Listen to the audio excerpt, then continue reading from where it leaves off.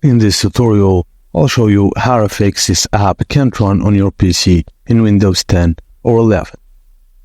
First solution is to disable unwanted startup apps. Right-click on the Windows icon in the taskbar and select Task Manager.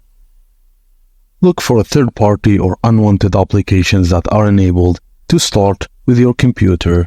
Then right-click on each unwanted application and choose Disable to prevent them from running in the background. 2.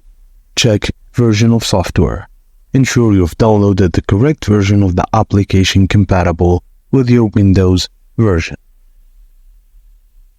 which means like v64 or the 32-bit. Compatibility issues. 3. Enable developer mode. In Windows 11, right-click on the Windows icon and select Settings.